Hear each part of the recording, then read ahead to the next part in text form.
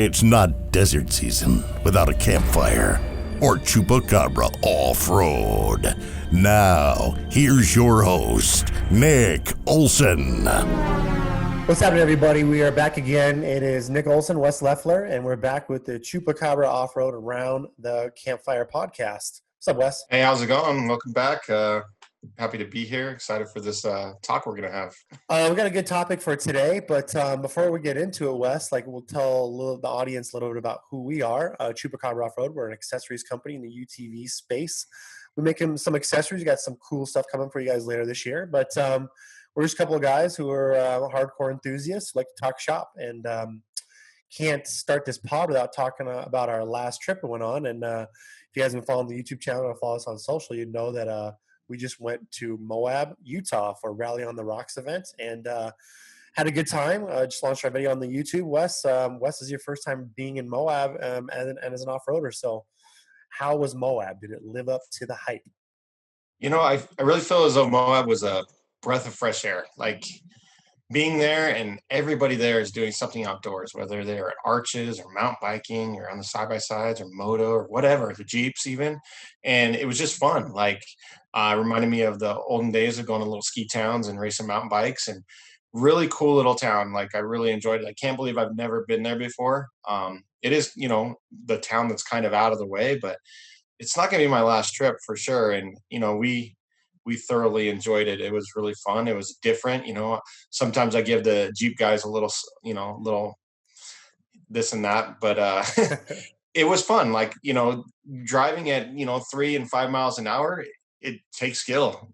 There's a lot of line selection. There's a lot of things you got to do when you're crawling those rocks. And, we launched a video, like you said, and turned out way, way, way good.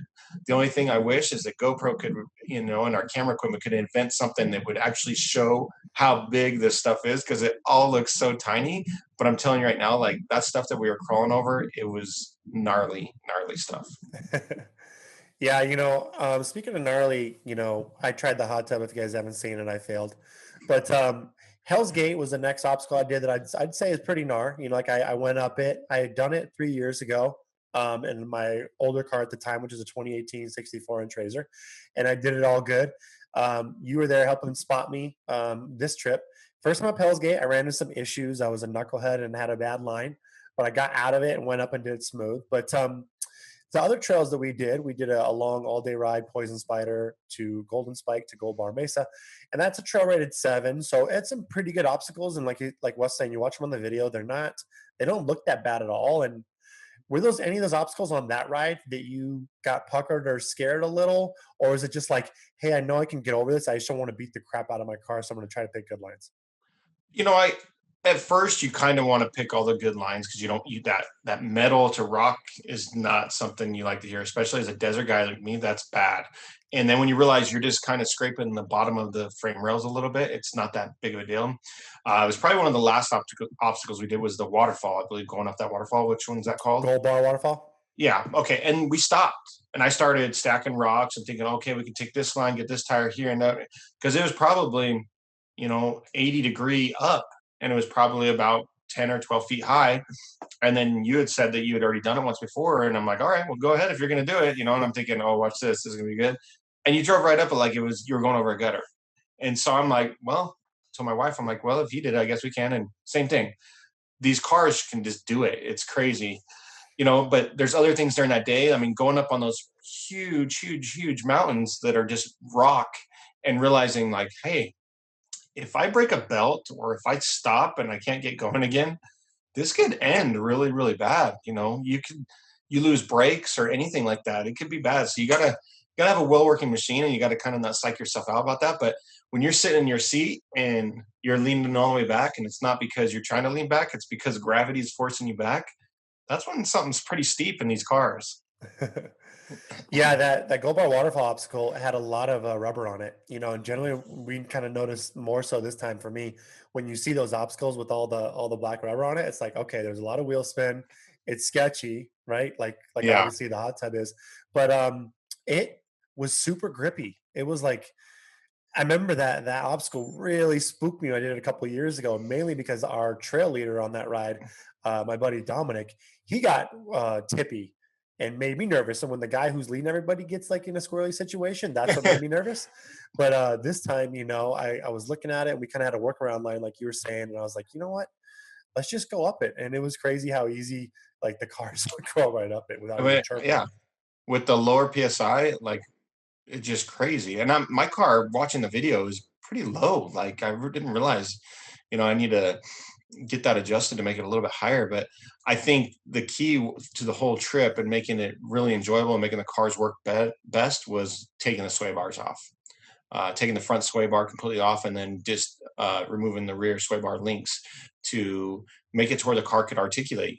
Because we're not going fast. I definitely wouldn't suggest going fast, and actually going like desert speed or anything like that without a sway bar, because you're just going to end up losing control. But that made a huge difference. I would watch your car when we were going up these obstacles, and I'm like, man, if he had a sway bar attached, that wheel wouldn't even be touching. He'd be leaning, it'd be pushing him. And, it's pretty cool to actually have that feeling of like, whoa, little swap here. Yeah, your car going over the golden crack. It was dope to see. It was just like flexing out.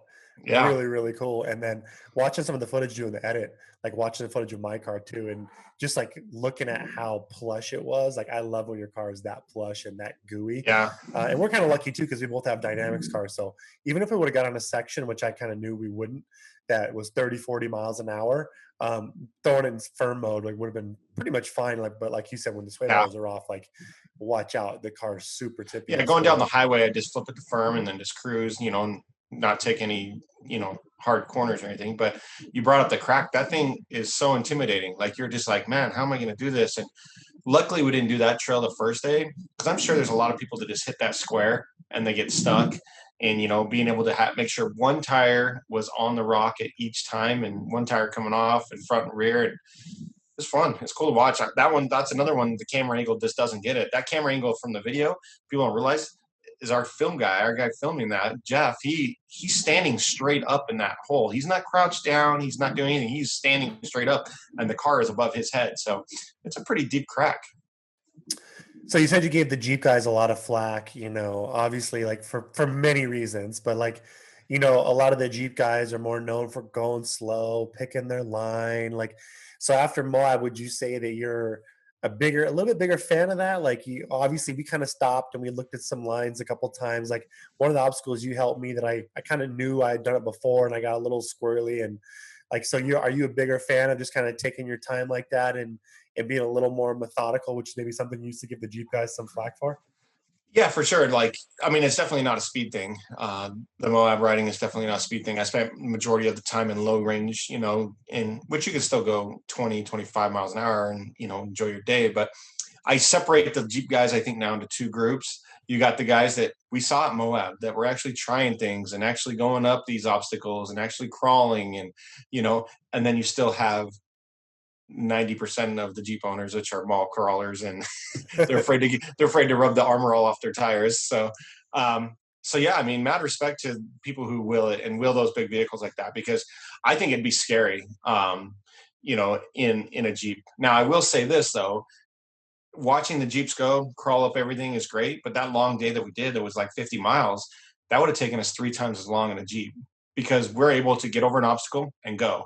And they just putt along, super putt along, maybe slow and steady like a tortoise. But so, I mean, yeah, you got to give them credit. I mean, they can crawl some stuff. Plus, we have to give them credit because one of the Jeep guys helped us out of a bind, which was great. Which that would have been a tough bind to get out of. We would have, but it definitely would have been a tough bind without a Jeep with a winch there for that. Yeah, shout out to the guy Sean, I think was his name, with the Gladiator with the winch that helped get me out. Really nice Gladiator. But we also saw that Gladiator. We were on our all-day ride and we kind of made a turnoff on Rusty Nail, and there was a gnarly situation that this Gladiator, and they're stacking rocks and it's just dragging the tow hitch. That's where you see a lot of those marks in the rocks. That's where you kind of get a little antsy, like, okay, here's an obstacle that people have obviously drug a lot, and it's generally UTVs with smaller tires or basically Jeeps with the tow hitch and stuff. Yeah, those people were definitely in a pickle, and we were going to go the opposite direction, and then we were able to see that they were having an issue, which I think we would have been able to get over it, without winching. But when you get those bigger vehicles in, and that Gladiator, I think, had, semi-stock, not stock tires, but it wasn't, they weren't big mudders or Maybe anything like that. 35s. Yeah, maybe. And they were coming, I guess it would have been north on Rusty Nail, and we were trying to go south, and yeah, there's a couple of big obstacles there. And I think there's more time taken when it's your daily driver, when you have to drive it back to your house in Vegas or your house in Arizona. You don't want to destroy it on the trail, and I think that's probably what was going on with them mostly. But yeah, for the most part, I mean, it's just amazing what things can go up at those places. The tires with the low PSI are just so grippy. Like, I mean, you think that you're going to slip at all, you just don't. It just claws its way to the top. Even with the rubber, I think with the hot tub, obviously people have seen the video. I think that was the big issue with your flip over, is that you just didn't have the traction. Yeah. And on that black rock, it's basically sanded down. It's smooth. There is grip on it, but it's just not that much grip. Yeah, I was going to say, I actually tried to find some 35-inch Maxxis Rockzillas. Everyone says the Maxxis Rockzilla is the tire. I thought, 35s, a little extra clearance. I couldn't find any, so I thought, whatever. So I got 33s, and I got the 4-seat Razor, which, obviously the front diff works extremely well, and it's the perfect wheelbase for confidence for trying obstacles like that. But it kind of makes me think, like, you see, I saw quite a few more guys than just the Slick Rock guys with the big portals, and guys with just a ton of clearance. And I wonder if I had bigger than 35s if you did go portals. Is it really the same? I mean, I'm not going to say it would probably get too easy. You wouldn't beat your car up that much, but I don't know. You see these other Jeeps, these buggies that can just jam right up stuff. And I guess you do build a bigger, badder car and you can just do gnarlier stuff easier, I guess. But I don't know. I don't know if I'd ever get all portaled and like 37s. Like, I don't know. I think there's a really cool challenge of us taking our cars that we kind of drive every day in the desert and seeing what they're capable of. And we're able to do quite a bit of stuff. And if I had a little bit more talent, I probably would have even got out of the hot tub, and we would have got up like some other obstacles too, like even some gnarlier trails maybe. So it's just kind of like a point. I'm not saying it's maybe oversimplifies the sport, but it's kind of interesting. You see like the portals and a lot of 4-seat Turbo S's with 35s and even bigger. Yeah. It's like we talked about, Nick and I talked about how cool it'd be. I mean, everybody has a set of paddles when they go to the sand. You switch out your knobbies, put your paddles on, but how cool it would be to have a set of 37s with portals, and because you're not going super fast, you're not going to burn a bunch of belt. I mean, we burned a little bit of belt just because we didn't have the momentum, but you're right. I think though, if you did have that set up, I think that you would find more difficult lines. There'd be more difficult situations you can go in. I think once you realize after about a half a day riding, you realize what your car can do and the ground clearance, and you kind of have that feeling, that kind of bubble feeling around your car, where it's going to hit, and I think if you had that extra clearance, you could go up some of the bigger stuff maybe a little bit easier. Yeah. Yeah. It'd be cool to have a set of portals and knobbies if you had that storage, and just be like, oh, I'm going to Moab, I'm going to bolt these suckers on, let's go, but that's not everybody's. Then you have to hit all the gnarly stuff if you show up with that setup. Yeah. Then you can't got to hit Richie Canyon, and you've got to hit all these other spots. Or you could just hit the car show in town. Well, that's Moab. I hope you had a good time. And I think, I guess one last question, was it just far different than anything you've done in a UTV, and different in a good way? Like, would you recommend if someone had to make a 10-hour drive to get there that they should do it? Yeah, you definitely need to. If you're into off-roading, you definitely need to make a trip to Moab for sure. I kind of feel bad that we haven't taken that trip before yet, and now that I've been there, I definitely would like to make it, an annual or semi-annual type of trip to go there. It's really convenient. It's not a bad drive. I mean, it is a long drive. It's not a bad drive though. It's not like it's 2-lane roads. I mean, but yeah, I would suggest that if you have the opportunity and it's you've knocked out closer places on your list, whether you're in Arizona, California, Nevada, wherever you live, you knock out all these closer places, you're looking for a new place to ride, save up your coins and splurge and go out to Moab. They're really cool about you riding on the road. We didn't get hassled once. I don't have blinkers or anything. Nick does. I never got hassled. I had a cop right behind me. It's just normal day there. And you just drive right from the hotel. I didn't touch my truck. The 3 days we were there, I didn't touch my truck. I moved in and out of a parking spot, and that's it. So yes, I would suggest 100% that you should go to Moab, that you should try it out. You'll love it. Well, you inadvertently brought up a good segue of Pandora's box of driving razors down the road. And the real topic of today's discussion, a discussion that I think it's good that we have it now. It's about that time of year, Wes. It's almost June. It's usually when the OEMs kind of launch their new next year, now 2022 model year. So this pod will have a little bit of speculation, and not so much speculation of like I know somebody and I heard this. Like I don't really care about any of that stuff, but more of like speculation of what we think is coming, and on a bigger sense, like what that means for the industry. And what I'm really talking about is the UTV, the side by side going above 1,000 cc's from a big production manufacturer. Wes, I think it's going to happen. I do think it's going to happen in 2021. I'd bet you $20 right now that's going to happen this year. I would agree with you 100% that it's going to happen this year. Now, I said that the last year, and we can blame COVID just like we blame COVID for everything and blame COVID for everything, but it didn't really make sense for one manufacturer to release something, but who knows, man? I'm excited. It just keeps getting better and better. It's you got your 5 manufacturers and Robbie Gordon jumping in there too and bringing some high horsepower, and everybody's pushing the envelope just a little bit at a time, they're not throwing everything all in at once, which is good on a business stand. It sucks as a off-roader. You wish that they would just give you what they have because they have it. But yeah, man, it's exciting to see. End of June is usually Can-Am's date. End of July is usually Polaris' date. I know those have adjusted a little bit in the past and on what they do depending on. So we'll see. Robbie's already showed us what he's got. He's always, he's been very open book about what he has coming and what he has built. So that's, kind of takes the surprise away from it. It's kind of like knowing what your Christmas gift is before Christmas. It's cool, but you can't wait to get it. But at the same time, it's not a surprise, which is also a plus, I think, especially in this game, as long as it's all true. So yeah, we'll see. What do you think, Nick? What do you think is going to happen? What is your predictions right now, just so we can lock it down, and what you think is going to happen?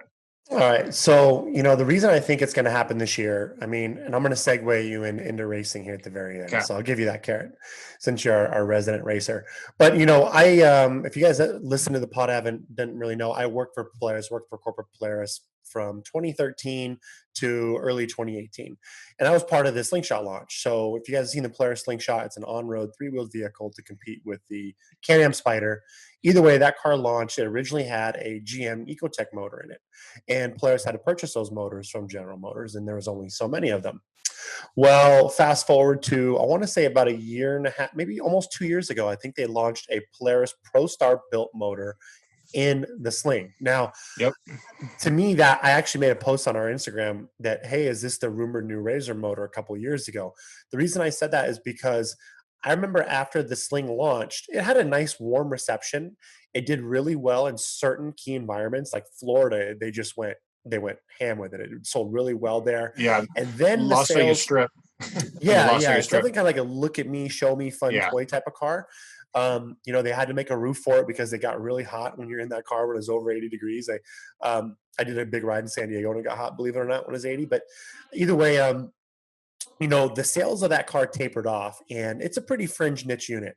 I would guesstimate Polaris sells between 5 and 7,500 of those units a year.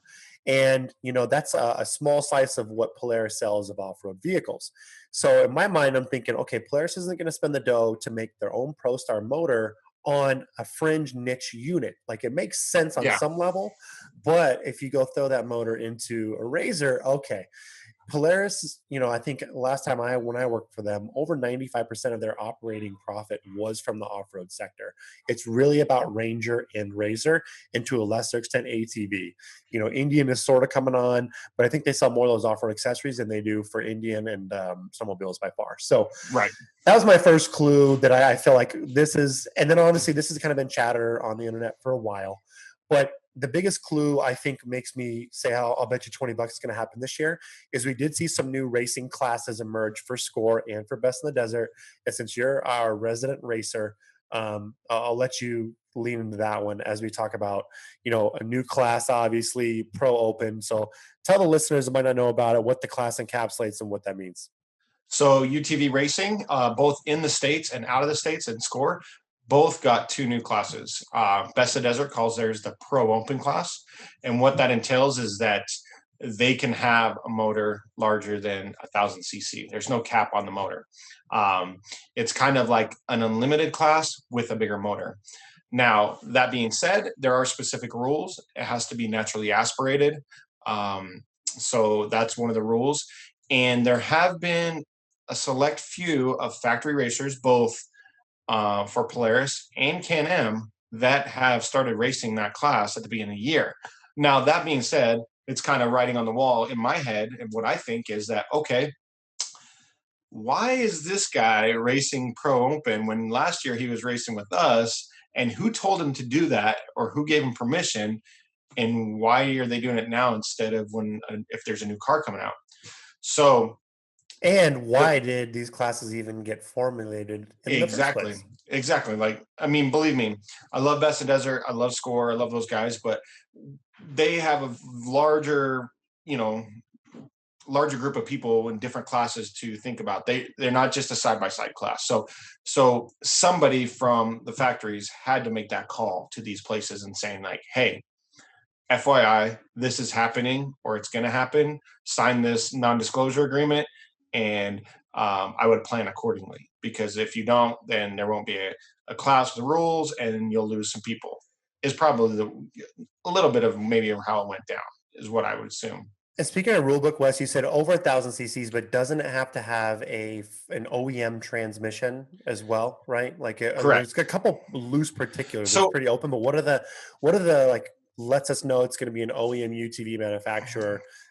Is it the trans? Is it the frame? Yeah. So the way I took it is, so you in the UTV, your 3 biggest classes are not in any order, but you have Pro Open, which we just talked about. You have Pro Production Turbo, which we've raced, and the big class with all the heavy hitters. And then you have Pro Unlimited, or Production Unlimited class. So the Unlimited class, so basically, if you look at it in a nutshell, the Unlimited class are cars and drivers that go over. They can upgrade different suspension components. They can basically make an unlimited car, kind of like the difference between a trophy truck and a spec trophy truck in certain circumstances. Mm-hmm. So the Pro Open is also a regulated class. That being said, in Pro Turbo, there's things that we have to have. We have to have stock turbo. We have to have stock motor. Usually it had to be tagged, stock transmission. The only tunes you could have exhaust, you could have air filter, and you could have an ECU tune. That's going to be the same in the Pro Open class as far as I know. You're still going to have the stock motor. You're still going to have the stock transmission, and you're going to be able to do a computer tune, and exhaust, and air filter. So it's not an unlimited class by any means. It's definitely a regulated class. But like I said before, I think the manufacturers have reached out to these racing organizations because they do get a fair bit of marketing from these race organizations when they hire these people. I mean, they pay thousands and tens of thousands a year to specific racers to, hey, go race. Here's X amount of dollars. Here's this car, whatever, go race, because it gives them publicity. And they can say, hey, look, our driver won this race or that race. So that being said, is there going to be another class that's going to come out in the next year or two that's going to be Pro Open Unlimited or something on that part? And then if that happens, it's probably just going to be a 10 car at that point. I mean, I wouldn't know. So that's how I understood it. Let me cut you off at the horn right there. You said a couple things perfectly, the next segue. So marketing wise, like most of you guys probably listening probably aren't going to race. Super niche within the niche of the audience. This car, I think, is built for average Joe, glamorous guy, UTV, off-road, hardcore enthusiast. Now, racing marketing does matter, right? It does matter of selling vehicles. Guys around the campfire at Glamis or anywhere you're going to go are going to say, hey, oh yeah, the Polaris just won the Baja 500 or the Baja 1000.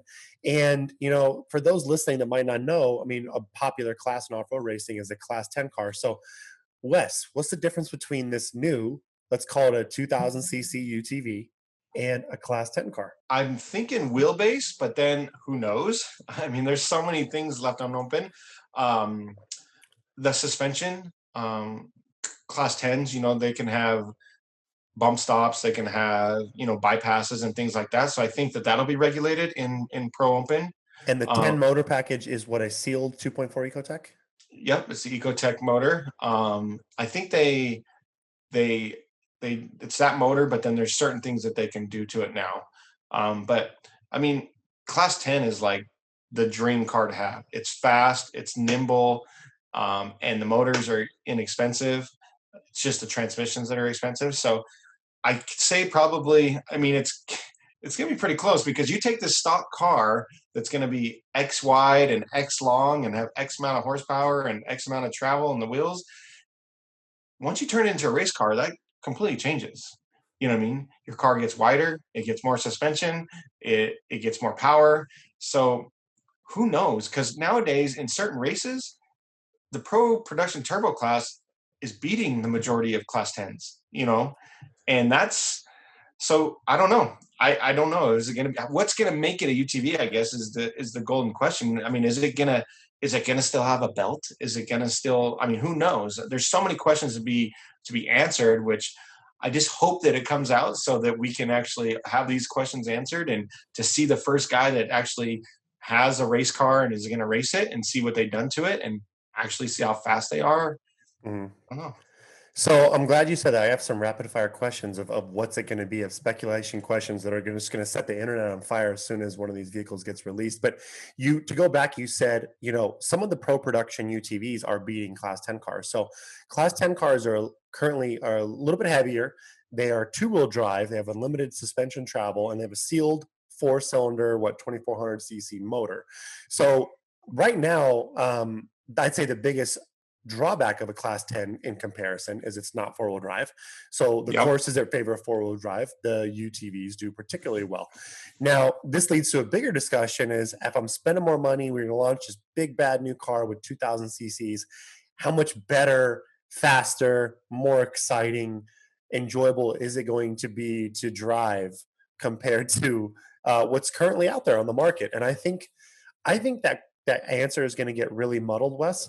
We're going to start to get into this motocross um, type of preferences where people want for different characteristics. They want something light and nimble, like let's say a Right. 195 horsepower two-seat X3, which can probably stop and go and turn and quick and in tight trees and stuff.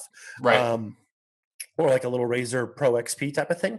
But then obviously in the bigger, nastier terrain, the heavier weight is really just going to eat whoops for breakfast. So, I don't know. I think we maybe reached a point where we're not going to see huge, like top speed or massive performance gain. Do I think this car will be a game changer?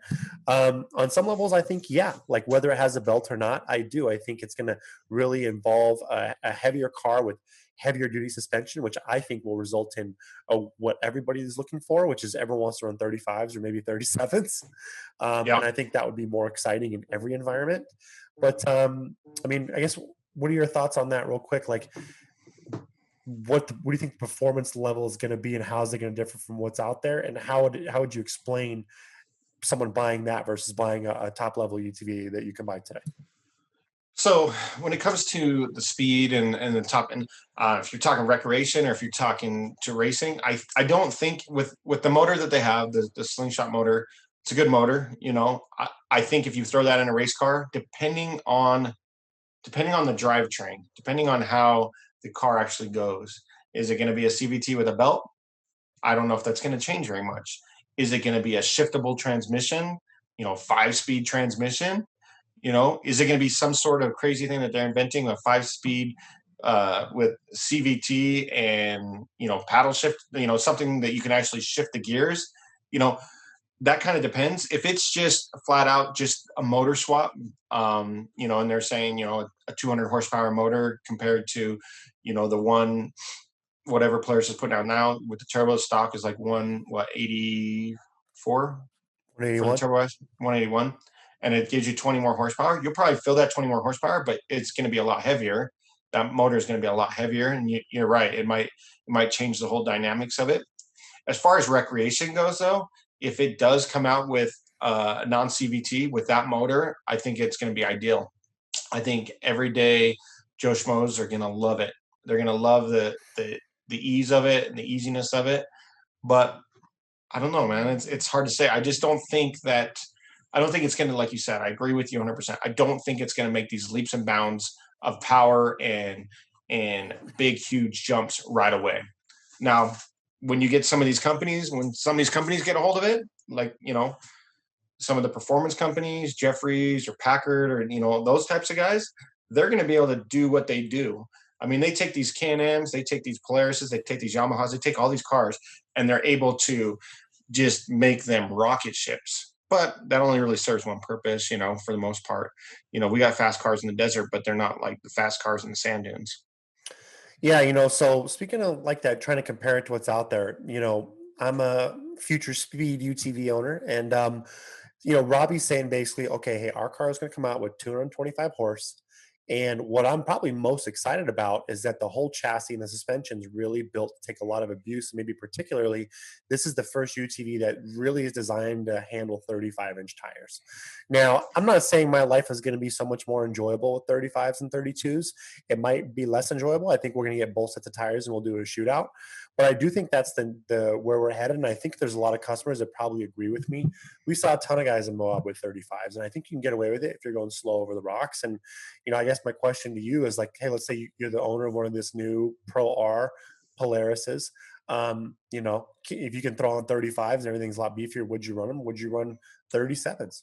Yeah, I think it obviously comes down to more than just horsepower. So you mentioned Robbie. Robbie's building a very stout chassis. He's building very stout, for corners and things like that to handle those types of things. I mean, I know several people that have thrown 35s on their 4-seater Can-Am, and they're like, oh, it's great. It's got plenty of power.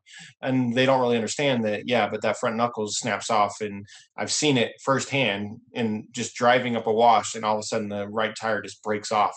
And they're like, I don't know why I did that. And well, it did that because your tire's way too much, because your car's not built for that, and then transmissions aren't built for that and stuff. So that being said, if the car comes out, whatever car it is, it comes out and it's built beefy for 35s. Yeah, 35s are definitely an option, especially when you go with something like Tensor, which are really, really light. Yeah. Tensor's not just coming out with these tires for no reason. They didn't just come out with a 37-inch tire for no reason. You know what I mean? They know what's going on. So that being said, yeah, it's all about being built properly to handle those tires. And if it is, yeah, that's definitely what everybody's gonna do. I mean, remember, I don't know, you can remember back, 20, 25 years ago, trophy trucks were running, 35s, and then they came out 37s, and 37s were the biggest thing, and then 39, and now the majority of everybody's running a 40. And it's like, 25 years ago, you'd have been like, a 40-inch tire, what are we, I'm not going to the swamp, Yeah. But the more traction, and the more footprint you can have, the easier it is on you. Yeah, the better your In car's some going to handle a situations. straight line, and Yeah. getting over rocks, a variety of situations. All right, so rapid fire questions. Okay. Let's just talk about our local environment. Sand dunes, helmet laws in California for all UTVs, right? Particularly Glamis, where we go most to ride in California. Do you think there's going to be a helmet law? I mean, is this going to be a case where technology is ahead of legislation? And let's say this drops tonight at midnight. You can go buy one tomorrow. Technically, you can go drive in California without a helmet legally? Yeah, that's technically. There's going to be a lot of people getting pulled over at Glamis and being able to explain to themselves why they're not wearing a helmet and side by side, because the Rangers love that. And you see it all the time. You still don't understand when you see people at the drags at Glamis, getting pulled over because they're not wearing a helmet.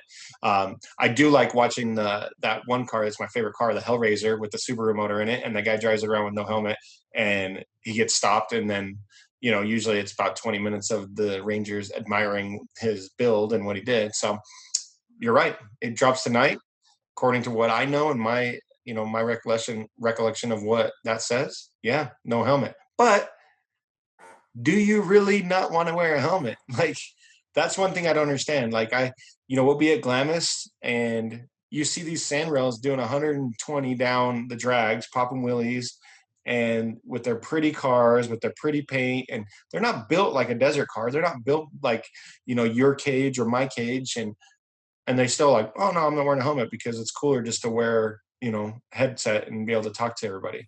Yeah. I like wearing helmets, honestly. And I tell this to everybody. I got fresh air system. I got a microphone. If I want to play some music, I got it in. I don't have the wind blowing in my face, that type of thing. So yeah, rapid fire question, you could ride it with no helmet. So next question. This is like, I think the internet, I'm already predicting this is what they're going to argue. And this is already happening. So we post a photo of a race car. Let's say we post a photo of my race car. Oh, it's a Razor, right? It's a UTV. And a bunch of people say, oh, that's not even a UTV, right? It's not, it's like a race car that looks like a UTV and has a UTV motor, but nothing about it is arguably they're not wrong. So No. this car launches, people are going to argue, oh, it's not a UTV anymore. It's different. So, I'm not saying there's an answer, but how would you respond when people are going to say, oh, well, Polaris makes it or Can-Am makes it. It's a UTV. That's what they're calling it. Will it be? It won't it be? Does it matter? The lines are going to get really gray. How do you respond to this surefire argument that's going to happen? I'll tell you right now, if let's say if Polaris does drop the car and it comes out and they have issues with it, it'll be called a UTV by everybody. If it comes out and it's great and everybody loves it and it's doing great and it's just the new thing and it's the greatest thing ever since the 900 came out in 2011, it'll be not. You're exactly right. It'll be not a UTV. That's basically just an off-road car. That's just a car, man. That's just a car with. That's just like it's not even fair or this or that or whatever. So you'll get those people. So. And I bet also too, they'll say, "Oh, it's a UTV if it's got a rubber band, if it's CVT, but if it's got a geared transmission, they probably won't say that. They'll probably say, "Oh, this is like a Class 10 car. This is a dune buggy." Polaris is just in the business of selling dune buggies now. Yep, except we know that one thing they won't change about it is that it'll be 4-wheel drive, so it'll be awesome. Yeah. It'll be awesome, and so they can say that too. They can say it all they want, but I mean, I feel bad for the Class 10 and the buggy guys that are building these things trying to survive, because I think it'll change a lot of heads if it does end up going that route. Yeah. Final rapid fire question. We can really kind of only comment what we see in the Southwest, particularly in Arizona and Utah, the street legal, like how lucky we are, particularly here in Arizona for me, with UTVs. So, I mean, do you think, a dune buggies are street legal in Arizona? Pretty much everything is. I think you can do a 2-stroke dirt bike, street legal-ish if you, stay within all the codes of what they're asking for. Do you think that would be the same, at least in these two states that we predominantly off-road in down here? Utah and Arizona? Well, Arizona, aka America, yeah. It doesn't matter what they could come out with. They could go back to an 800cc and people would still make it street legal. So I don't think anything that they're coming out with is going to change that for Arizona. Now, Utah has a few different rules that are a little bit more strict about that type of stuff. So knowing Utah, they're pretty fast at legislation. They'll probably pass legislation, or maybe Polaris or whichever company has already reached out to, and through the National Traffic Safety Board or whatever, NTSB, I think that's it. They might already have things going to the different states that tells them, this is what's going on or whatever. So as far as Arizona, I think you guys are good. Who knows? Maybe if it is like that, if it is this big, huge deal, like no CVT and a transmission and beefed up and, all these safety requirements or whatever, they come on these cars, because it comes down to the safety of it. When they do the inspections, it's got to be safe for the highway. So who knows if they meet all those requirements? I can see it just being like the Slingshot, but the Slingshot had problems where in California when it first came out. Yeah, I think that was right before. Now they kind of switched to a California specific model, which they've had to do with some of the UTVs. I think it was 2019, 2020-ish. There's 48, 49 state models, and then California. So I don't know the particulars about that. So I don't want to comment or say something that's not accurate. But yeah. But no, I think that it will be street legal. I think they're going that route. I think they're getting more and more street legal as they go on. They're getting wider. They're getting a little bit longer. Like, you go from the 64 car, your original, 1000 that you had, 2014 or 13. And then now look at your Turbo S and the things that have changed, the safety on them, the cages are beefier, all these types of things, I think, make it to where it's going that direction. But you're always going to have those states, and the cities that just aren't going to allow it. I've heard rumors here in Vegas that you can ride them as long as you ride them on this type of road and this type of road and this type of road. Well, every block that road changes. It's not like a black and white thing like Arizona, where Arizona, I see them all the time. It's crazy. They're just driving on the road. I'm like, oh, that's Yeah. cool.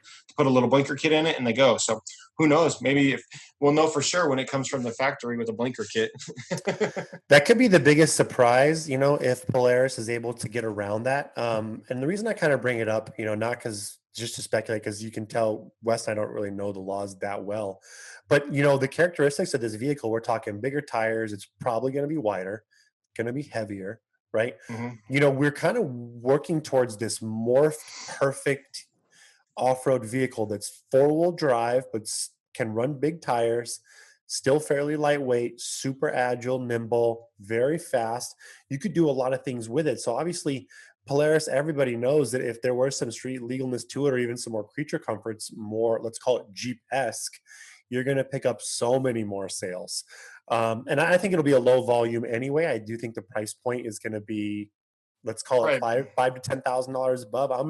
I'll put it out there. I say, a two-seater, this is going to be a 36,999 to 39,99, maybe, just like what I would assume it would be. Do I Yeah. think some people will get sticker shock? Maybe, but I think most of us that buy $30,000 cars and have already put 10, 15, 20 into them, and we see a bunch of vehicles like that, it's really not that much money if it comes well equipped with a lot of Right. great features from the factory. So I guess that's why I want to talk about, why I brought up the street legal aspect is like, are we working towards this like perfect hybrid, sort of pre-runner-ish, sort of dune buggy, sort of Jeep UTV monster that can do everything even a little bit better than a current UTV can? Yeah, absolutely. I think another big thing we'll know right away is fuel capacity because I mean, if it's that bigger motor, I mean, I don't know what the slingshot fuel capacity is, but they obviously have to think about that too. Because I think, if we're pushing the limits in our Turbo S's right now, with our stock tunes, and on a good day, we're doing 80 miles, and then it's flashing at us for, get to the gas station as fast as you can. You would think that if they do make something more street legal on that, it would be a larger fuel cell, Yeah, a I'd more larger expect fuel like at tank. least 150-mile range. I I think would I that's would like, think so. I think like at 80 to 100, like you said, is a little on the, for where we've evolved to. The fuel tanks are a little small, and when you tune Yeah. the extras too, the fuel economy is really poor. So I mean, that's another thing I like about the Speed. It's a little bit bigger fuel cell, but I mean, I guess same thing. You run it on E85, it's not going to get very good mileage. But I think Right. the new expectation, like when we do Baja trips and such, like at least being able to go 120, 130 safely, Yeah. not on the dunes, I think is the expectation that we should be at.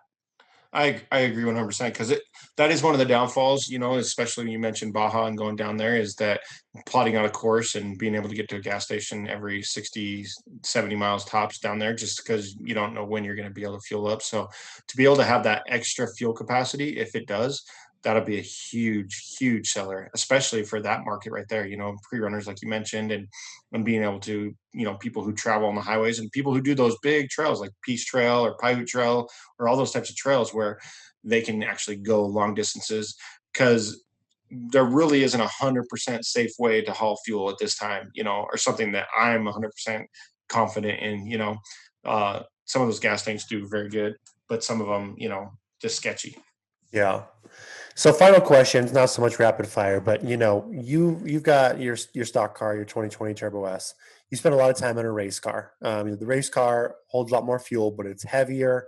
It's a little bit faster. It's not particularly wider or longer, but you know the difference really well of what the performance level of the difference is. So, like I said, we can pretty much guarantee it's going to be heavier, um, maybe have a little bit more power, um, probably going to be wider, maybe a little bit longer, for sure heavier in the sense of all the components being beefed up. How would you relate that to an average customer? Maybe get excited about buying one of these, like especially now that you've been Moab and you kind of done a lot of different scenarios all over the place. Like it's probably gonna be better in a lot of situations. How would you equate those, and what other situations might you think it could be a drawback of a heavier vehicle? How do you think it'll handle and perform compared to what you've been in?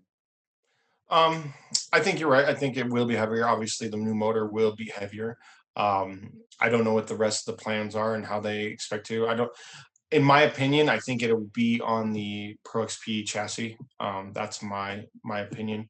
Is that they'll keep that chassis. It's just such a new chassis. I don't think that players will go to the broad extremes of making it a longer or wider. They might have obviously beefing up points and, the motor mounts, all that type of stuff. If they change the motor will be different.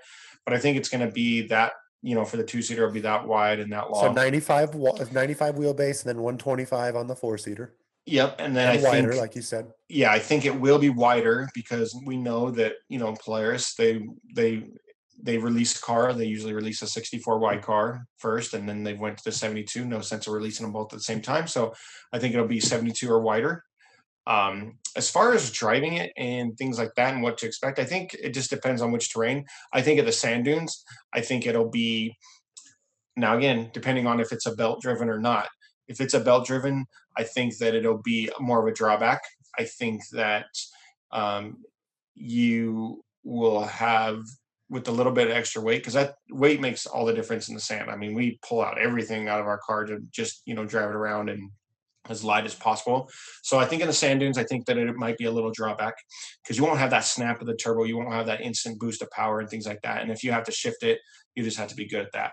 And can you imagine the internet if this thing goes out to Glamis and a tuned X3 walks all over it? Because a tuned X3 is, let's say it's maybe got more power, but it's just lighter weight. Oh yeah. And like you said, it's all power to weight. So, like it's just going to get really muddled. I'm not saying that's going to happen, but I'm saying if it does happen, and what this conversation is really about is like the terrain is going to vary a lot. I'm sure that weight, I don't want to take the words out of your mouth, but in really rough, nasty whoops or rough terrain, like certain race courses, like it's gonna be best thing since sliced bread. And that's where I was going to get to next. Going out to Nevada desert, Arizona desert, or anywhere that's whooped out where you can actually go, you're going to find yourself being able to go a lot faster because of that little bit of extra weight that you have. You're going to find that you're going to be able to tune your shocks and make it way, way, way good just for having that little bit of extra weight. And then you add a box, you add a spare tire, you add those things to your car, and that little bit of extra weight is going to make a huge difference. And maybe the belts won't matter as much out in the desert and things like that, and as they do in the sand, because in the sand you're just on the gas, off the gas, on the gas, off the gas. Now those two situations, I'll just use those two because those are ones I'm most familiar with. Now, I will mention Moab because I think riding in Moab would be cool. Let's say for instance, let's say it comes out with a shiftable transmission and you're able to click it into first or second and just crawl everything, considering those are your low range gears.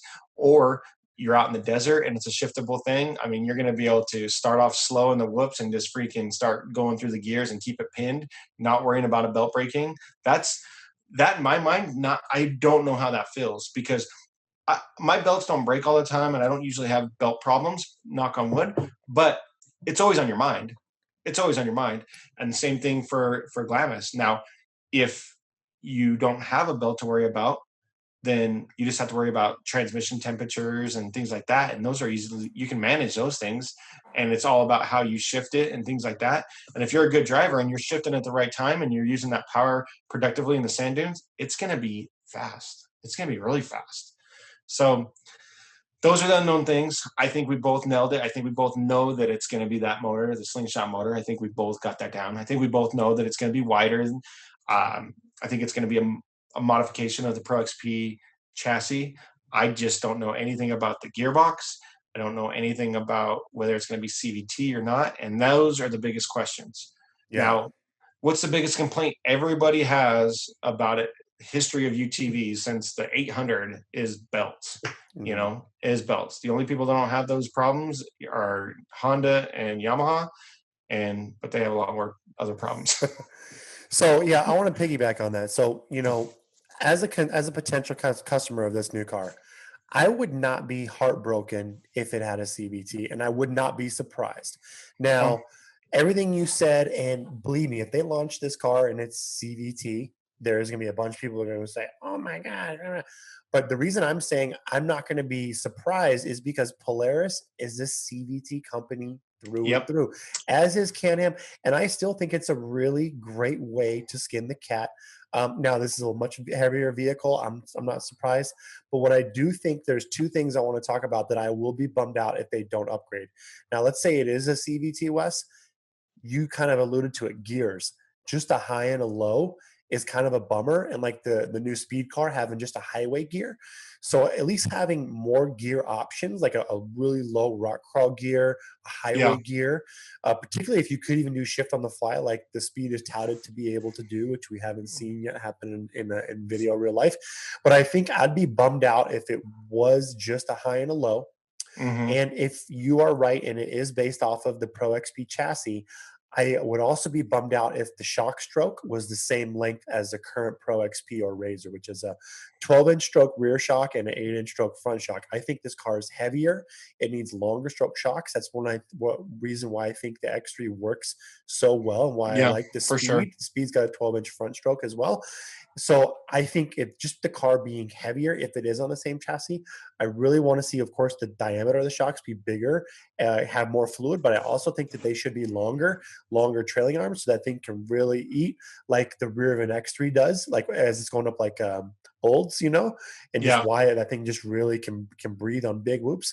And same thing with what I'm expecting the Speed to do. So to me, those are the two things that if they don't get upgraded, I'll be like, seriously, man, that's Yeah. kind of a bummer. I mean, overall, the CVT has been a great system. And you're right, Polaris is a CVT company. I mean, the quads, the snowmobiles, all the way up to when they started doing UTVs, it's everything CVT. So if it comes out with that CVT, I'm not worried about it, not too much at all. I would really like to see a shiftable transmission. It would be really cool to have a paddle shift type system, which would be awesome. And I think that if they do it, they will come out with that. And the only reason I say this is the safety aspect of driving, because having two hands on the steering wheel and being able to shift it, it's how Yamaha went to paddle shifters. I think that that's the technology, because it's electronic shift anyway. So, but when you're talking about the suspension, I think you should probably be prepared to be disappointed, because in my opinion, they won't spend the money on that. They'll treat it as though it's a Pro XP, and they'll keep the same exact four corners, maybe with little modifications. But those modifications will only be done, I think, to meet safety aspects. See, I So, hope you're wrong, because I'm thinking way bigger A arms, way bigger trailing arms, way bigger and knuckles, I'm just and saying the all that design. unsprung weight with Yeah, now bigger tires. It's probably going to come with at least 32, 33-inch tire stock, I hope. yeah, And, I'll be super bummed and I think it'd be a big, because I think it's not even so much about getting more wheel travel. I think probably the wheel travel is fine if we're talking similar to what Turbo S is, what we're talking yeah, like 20-ish, 21, kind of like my race car. But quality travel and just having the weight of the vehicle not overwork the shocks, because I think yeah. that could be something that could maybe show its hand if they do it and they don't really lengthen the shocks and come beefier and heavier with the suspension. Yeah, and I'm like I said, I'm just speculating off of what I've seen in the past and how they work things. We talked earlier about the motors. I mean, the 1,000 cc motor that is in all the natural aspirated cars and in Generals and in the Rangers and everything. It's the same motor they've had since forever. And same with the turbo motor. It's the same thing. They've made different modifications with the Pro XP. They actually jumped up and did liquid cool turbo, which is a really cool option to make your car run cooler. But Polaris is, I think they make their money off of not changing everything. I mean, there was a couple years there that they changed color scheme. The one year they made the dynamics, which back then it was like, oh, that's stupid. But now I'm like, oh my gosh, this is the greatest thing ever. So I think you're right. I think maybe if it is heavier, they will have to make maybe a bigger diameter shock. But the shocks are always going to come from factory, ready to be taken off and tuned. And they're probably going to have the option to do your Walker Evans shocks, which are great when they're tuned and they're built up. But your basic Walker Evans shocks are nothing compared to your Velocity Walker Evans shocks. Same as the Foxes. Mm. If we went back to the 2016, I love my Fox shocks on my 16 turbo. They worked great. Everything was great. Put a spring kit on them. They're amazing. But I wouldn't trade them at all for my Dynamics electronic Fox shocks. So I hope you're right. I just my prediction is that you will not be right on that. That they'll somehow find a way to use what they have already. Yeah. Yeah, it's like its final Sucks. comparison. I'll make one more quick prediction. It's end of May here, 2021. The Speed Camp is saying the first customer cars are going to roll out in August. I'd bet you $20. I feel 70% that I will have a Speed by Camp Razor this Okay. year. So I think that'll happen. If I saw some of these 10 production cars running around, which are supposed to be running around really quick, I'd probably bump that to 80 or 90%. But either way, let's say it does come out by Camp Razor. We're talking about a Speed that's got 225 horse. Let's say the new Polaris is around that much. It's going to be interesting to see how they compare. If the shocks aren't as long, what characteristics are going to be good to compare off back and forth. So, and then who knows what Can-Am? I think Can-Am is the best at keeping their cards close to their chest. I don't know if they'd come out with something bigger.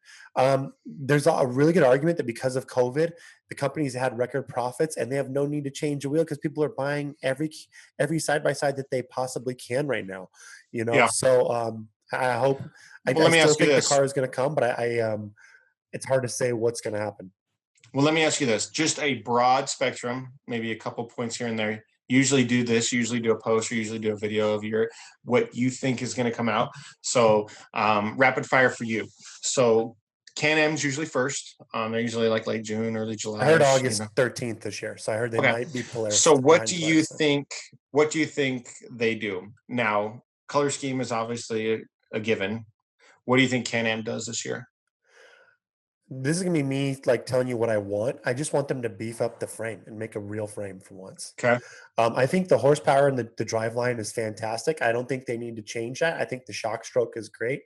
I think the styling, people are very happy, the fit and finish, and then how people sit in it. People can say, yeah, the chassis has been around since 2017, but I think because they've had record profits, because it's the big dog, it's the best chassis at the moment. I think Two-seater. yeah. I mean, the four-seater, I every year I see in the video, I wish they'd make a shorter four-seater, but, of course they don't listen to me. But I think, both Can-Am and Polaris are going to not take Speed UTV that serious until they really see a lot of units on the ground. So I don't think that they're going to do boxed TIG welded suspension like Speed. No. I would like to see both both Polaris and both Can-Am launch a better steering rack. Okay. But to answer your question, I think Can-Am's not going to launch more horsepower. I hope they're going to beef up and do 32-inch tire stock and beef up the frame, because really that's all they need to do to keep America's love affair with Can-Am going strong. They're still going to sell 1 million units. If they do that, it wouldn't cost them a ton of money per unit to upgrade the beefiness and just come with some real tire stock. I think it goes without saying that, Can-Am does for sure need to beef up their chassis. For sure, they need to fix the issues with their chassis. What I would think that they're going to do is, with the rumor mill floating around of what Polaris is actually doing, and now, like you said, Can-Am is so good at holding their cars close to their chest. I knew they were coming out with the X3. I didn't know what it was called. I didn't know I didn't even, at that point, I was like, who cares what Can-Am comes out with? Their freaking cars suck, is what I said, because that was back in the old days with the rear A-arms and everything. And then when they came out with the X3, I'm like, oh man, good job, Nope, game change. And now, exactly, and it changed the game and it pushed everybody else to do better. I think Can-Am needs to update their interior and their creature comforts. I think that coming out with the electronic shocks option is good for them, but I think Polaris with the ride command, GPS, and all that whole system that Polaris has, I think blows Can-Am out of the water when it comes to interior electronics. I do think that they will jump up, knowing or hearing the rumor mill of what's going on at the other side. I think they will jump up and try to be the first UTV to 200. I think it'll be something like 202. They'll call it a Can-Am 202. VCU. They'll call it a Can-Am 202 or whatever. I don't know. I just think that they'll try to do that because that's what they're going to do. I don't see them coming out with a full new car. I don't see them coming out with a new chassis or a new model at all. I think it's going to be this X3 model, which is great because, like you said, they don't need to change that because they're selling on time.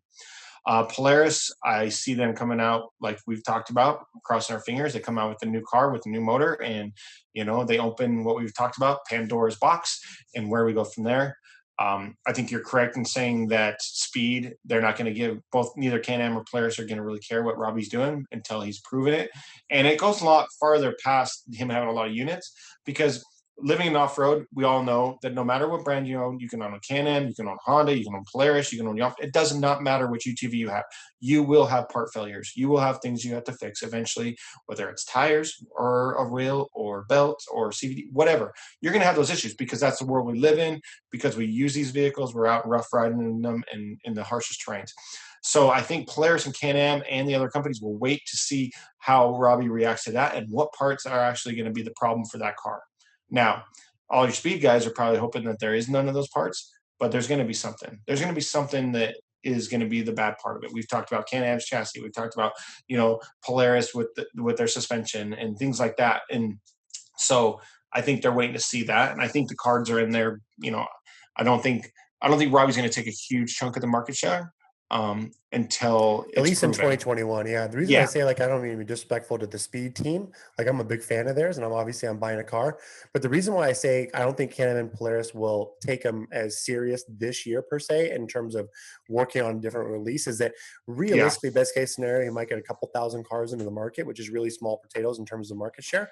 And then I think Robbie said like 80% of their cars are four-seaters or a huge percentage, which is also a niche of the greater market. It is.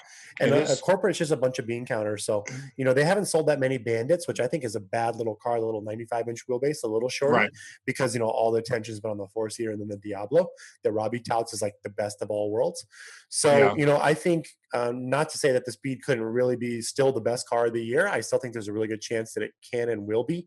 I'm just saying that I don't think that this year that's going to affect what Can-Am and Polaris are going to do for launches, and they're on a several-year planned out model-year plan, and they've reacted to COVID. They've figured out if they can get production line stuff, they're going to do what they're going to do, irrespective of the new kid on the block of Speed. Mm-hmm. And Speed still has to prove themselves that they can get these cars to market this desert season.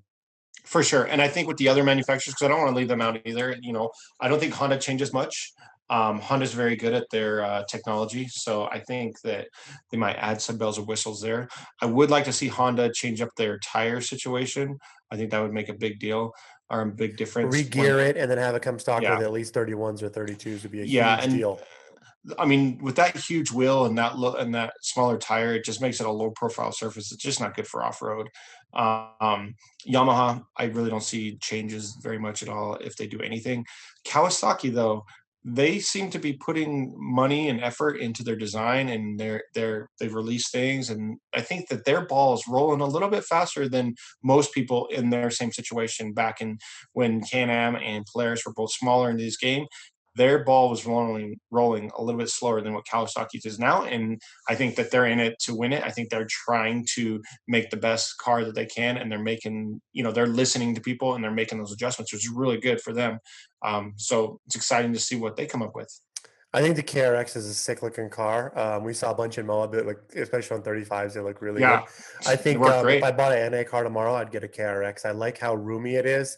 I like the bed look of it. I like the style. I think everyone says it's kind of slow, but it's built heavy. And I think, but there was that guy who laid it down in Parker and won in that KRX, and he got his car going fast.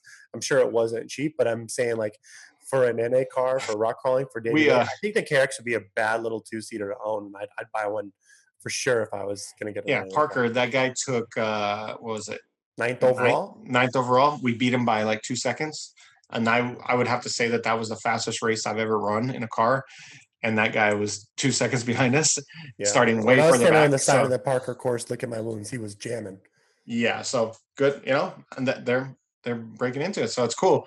So those are my predictions. Cross my finger, hopes or predictions. I don't know. But it's that time of the year, man. I'm excited. I want to, hopefully they all just, maybe they'll announce tomorrow without telling anybody, since they don't do it. Since they don't do big hooplas and big shows, and that's probably not going to happen this year either. So, even though we're on the back end of the pandemic, hopefully we get past that to where we can start doing more fun things like when it comes to these things. But I don't know, man. We'll see. It's exciting. But I think in a nutshell, Pandora's box will be open this year. As you stated, I think it will be open this year. And where it goes from there, I think in a couple of years, we'll be talking about, holy cow, look what we've done in the last couple of years. It's crazy. This market's not getting smaller. UTVs are not getting smaller. the racing shows it, the recreation shows it. I mean, Moab last week, I mean, it was probably 10-1 Jeeps, 10-1 side-by-side per Jeep, I would say. I don't think that makes the Jeep guys very happy. Racing, it's usually 2-1 now. I mean, you combine all the side-by-side classes, especially in the States, it's just crazy. And the storm is not getting any smaller, and it's cool to watch, and it's cool to be a part of it. And I just hope it keeps getting better and better. Yep. Well, that's it, listeners. You guys heard it here first. And what I mean by that is you heard two guys rambling that don't really know anything. Exactly. But, it's fun to get hyped and get into the season. So maybe comment below, guys, if you'd like us to maybe Wes and I will do some live feeds, or we'll just do like a long talk about the release. And normally I do like a little comparison video on YouTube, and those do really well. I'll put a little bow on them, put them in like a 10-minute video, but it'd be fun to pontificate more, especially if we get a big release like this of a manufacturer going over 1,000. Yeah, and if you have some serious opinions as to what you think each manufacturer do, also comment that. Let us know what you guys think also, because I always, it's good to hear some other people and that might have more information than we have. So it'd be cool to hear that. So let us know. Maybe we'll do a podcast. My brother, sister's cousin's hairdresser told me. Yeah, there you go. Barbershop talk. We love that. Just as longest paragraphs you can leave us. I'm just kidding. Yeah, so that's it for us, guys. Thanks for tuning in. Wes, thanks for taking the time. It's fun as always. Yeah, and for fun sure. to put this one out there before it goes live. So now we can look back in a few months or whatever, whenever that time may be, and look back and say, did we actually know what we're talking about, or were we just blowing smoke? So yeah, if we're way off or we're way on, who knows? Or maybe we could pat ourselves on the back that we saw something coming. Yeah. Well, all right, man. Well, thanks for listening, everybody. If you guys like the content, of course, please like and subscribe. Thanks to all you subscribers that got us to 10,000. We just hit 10K subs, which is a huge milestone. Awesome. After 180 plus videos, 3 years of absolute grinding. So thanks to you, Wes. Thanks to your wife. Thanks to your family. Thanks to everybody else that's made that possible, from Haley to Nathan, everyone who's contributed to the channel in some way, especially you listeners and you subscribers. Yeah. Man, we really can't do it without you customers. Even more importantly than that, because if no one's buying our products, we don't have the ability to even create this content. So, and shout out to you, Nick, you and Micah, coming up with this thing and creating Chupacabra so we can all be a part of it and enjoy it. Shout out to you guys. I mean, this is amazing and it keeps growing. So thank you. Yeah, huge thanks to my wife. This wouldn't be possible without her as well. So thanks, everybody. We'll see you on the next one. Until next time.